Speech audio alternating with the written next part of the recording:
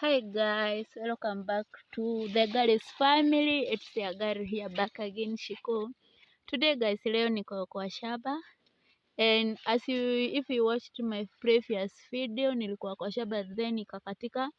So today I'm gonna show you how I harvest my potatoes. As I said the area, mi sikupanda potatoes. Those are the one that remains after harvesting. So mi nikiharvest waru, there is that I normally huwa nabakisha kwa shamba. So we normally look for the matured waru kama hii. I think mnaona hii, but kuna hadi maharagwe huku ndani, kuna mahindi. And kwanza let me feel. This is my shamba. Okay. Kuna hizi waru, like you can see kama hii iko sawa. Then I do uproot it. Una uproot. You see? Oh yeah.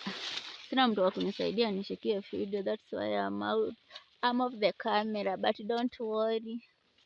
Okay, those are my warus. And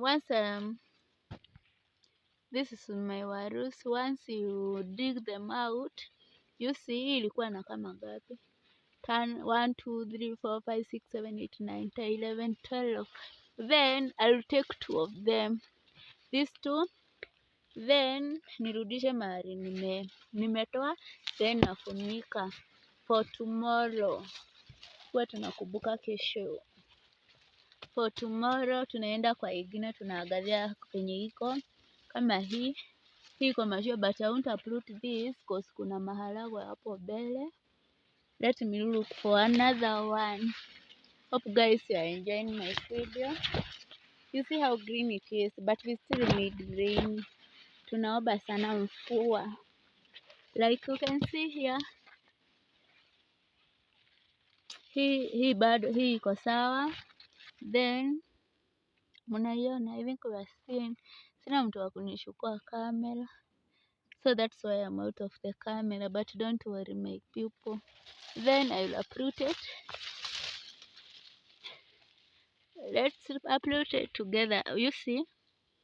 Oh, you see? This is what I found it inside. Video nimepata. I think imetoka 5. I have to dig inside to look whether kuna zingine zimebaki. Kuna zingine. You see the advantages of waru. Labda palibakigi moja ama nikaweka moja, and then zikazaa zikakuwa 1, 2, 3, 4, 5, 6, 7, 8. Hizo ni 8. Oh, 9. Hey, I don't know whether you are seeing. Oh, sorry. Hey, I'm only the cameraman and I'm everything. I'm only the one to talk. See, worry, don't mind. And then I'll pick one and nirudishe tu mahali nimetoa, and then nifunike for tomorrow. My grandmother normally taught me this. So may you rest in peace whenever you are. Tulikuwa tunaendaga naye kwa shamba, anatuonyesha vyenye huwa zinaanzia, vyenye huwa unafuna and then you don't eat all. Remember for your tomorrow. Halafu we are looking like hii siwezi toa, hii haijakomaa. And then kuna maharagwe hapo, but pale kuna yenye imekomaa imelala pale. Sijui bei ya waru huko inatoka gapi. I don't know the price of waru hapo. Huku ni 800, but saa hii mi zangu si za kuuza, ni za kukula. I give you everything. Niambie nikulete. Okay, let's dig together. I'm only the cameraman. Sina mtu wa kunishikia kamera. Hii haina mingi. And then guys, let me tell you one story. I was taught by my grandmother. My grandmother normally taught me, mama, ukienda kwa shamba, first when you are planting, say something to God. And that's what I did. And Sahii kwanza vile bei ya waru iko high, na unaona ninatoa hizi.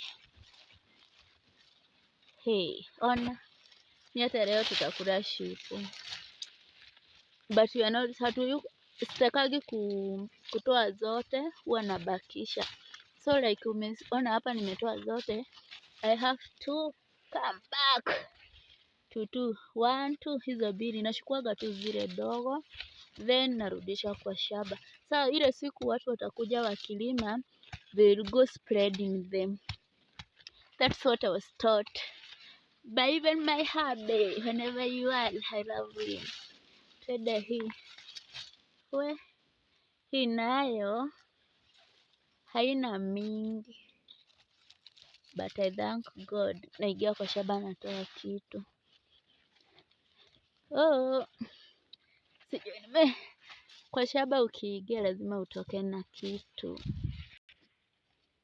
You see, hizi ndizo nimepata kwa shamba, and those are hizi ni mingi by the way, cause sina familia kubwa. I only have a small family. Hii tutakula leo, tukule kesho, hadi kesho kutwa. So I just take about 3 kama napika na mchele, and I don't know what I'm laughing at, but I'm happy. And juu nataka complete my video. So if you are new here, don't forget to subscribe, like, share, and comment. Once again, if you are new here, don't forget to subscribe, like, share, and comment. Let's meet on the other video, on the next video. And I really love you guys. Bye.